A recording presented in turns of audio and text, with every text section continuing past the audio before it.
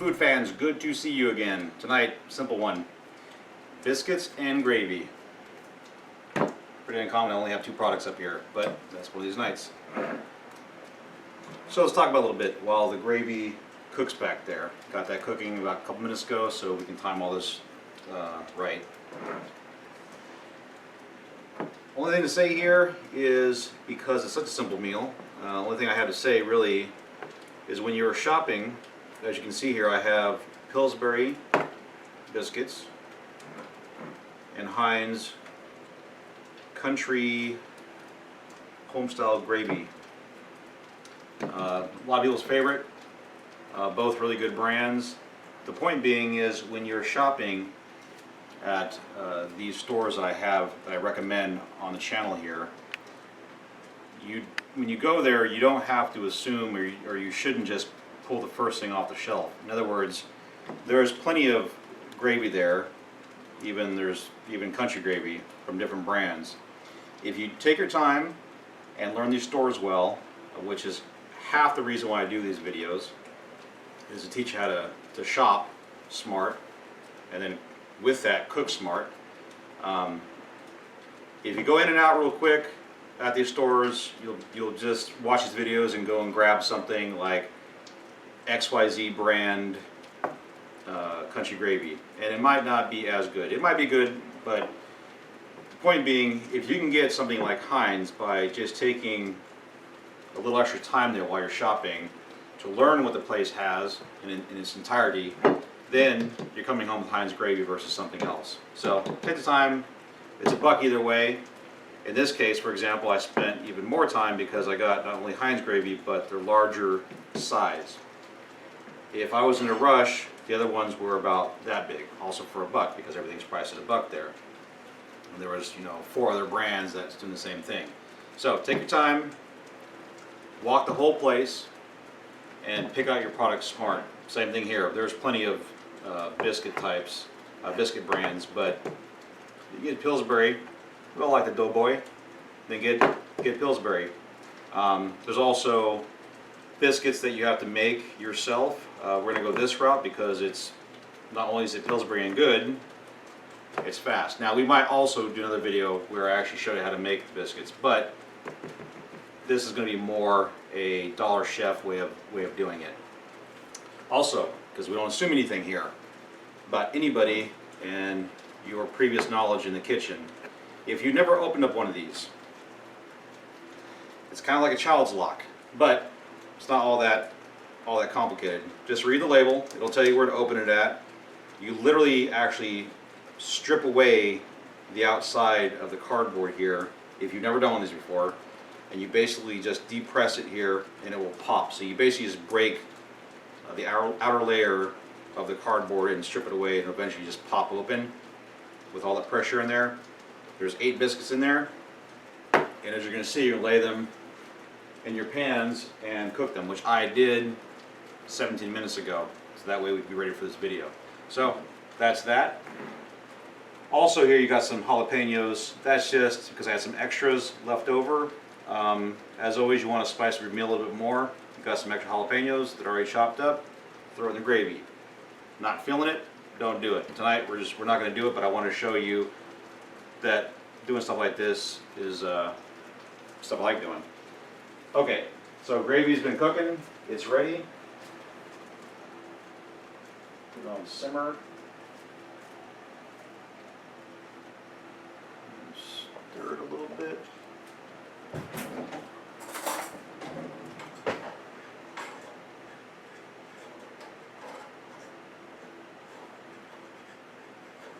Now I'm not gonna lie,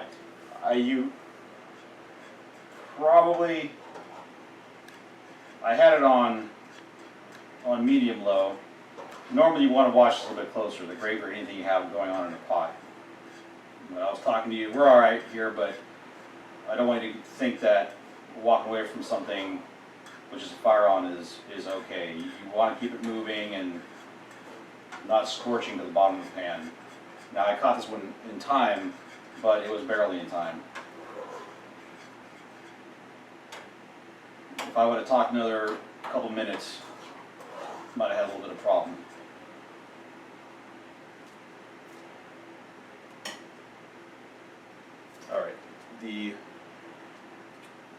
while it simmers, now that I've stirred it, we're good for a little bit longer.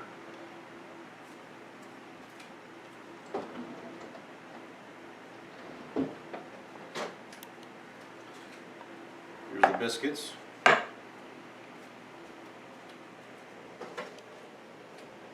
The instructions on the box, basically on the tube, will tell you how to make it. It's simple. Just keep them separate. Give them an inch breathing room between each other, and bake it. So this is one of the current videos that we're actually using the oven. So as you can see, we do use the oven. We're not against the oven. We just only use it when we have to use it. And tonight was one of those nights. We did the sub sandwich video earlier, which required baking the garlic bread, and we needed the oven tonight also for the biscuits. So got two things done at once, good to go.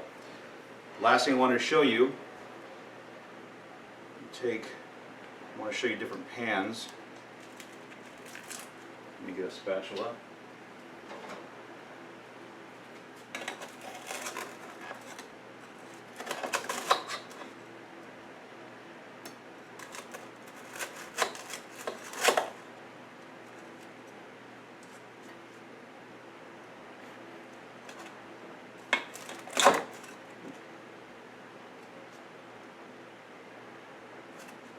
I guess we'll go with, I don't know, it doesn't matter, we'll go with two of them. I wanted to show you guys, maybe kind of hard to see it now, because the biscuits are flaked over here. As always, I try to educate when I get the chance, educate you guys out there on miscellaneous things, whether it's like that cheese video or psoriasis or, you know, whatever. I wanted to show you guys while I had a chance here. On this particular pan, I got two pans. They're like brothers. They're exactly the same types of pans, bought at the same time. This one got a little bit of rust on it, right there, and there, and there, and there. So usually you wash it, the rust goes away, but then it kind of comes back a little bit. This one is pretty much rust-free. Same pan and everything. This one just got scratched, so it got to the below the Teflon. It started rusting a little bit.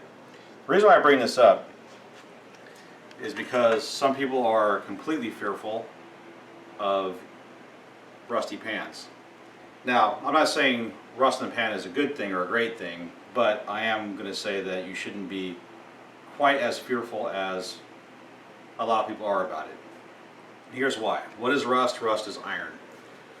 Do we eat vitamins with iron in it? Is iron in our blood? Do we need iron in our bodies? Yes. Now, am I saying to go eat a bunch of rust? Of course not.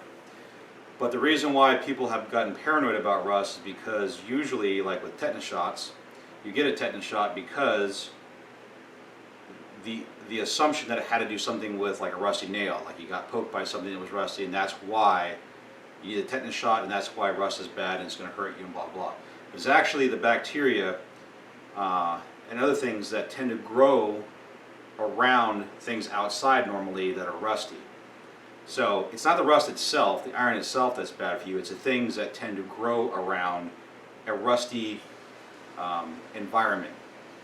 Indoors, where it's drier, we're not outside, those same things don't tend to be around this rust. So again, you want to eat a bunch of rust? Of course not, but at the same time, don't be as paranoid now that you understand what it is that caused the paranoia in the first place, which is not the rust itself, but those other things that tend to live around it. So, but at the same time, I'm going to probably replace this pan pretty soon just because I don't like eating too much rust. So anyway, and it won't hurt you. And it actually doesn't even stick to the food normally. So, but that's in and on rust. A little side note. We got our biscuits done, and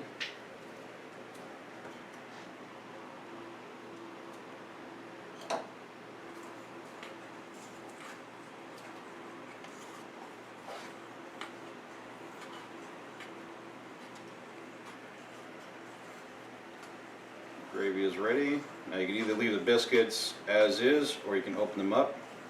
we're going to go ahead and open them up.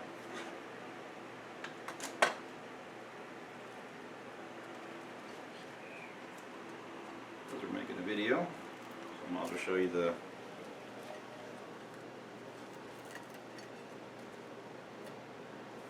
traditional way of doing it, a cool way of doing it.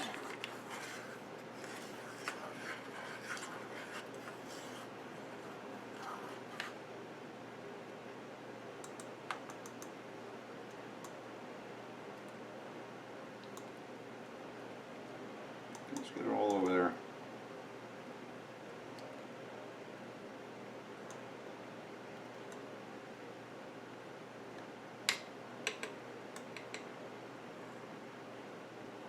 Either nice hot meal for dinner, nice and quick, or nice quick breakfast and you're on your way. So, Biscuits gravy, nice and simple. Was this $2?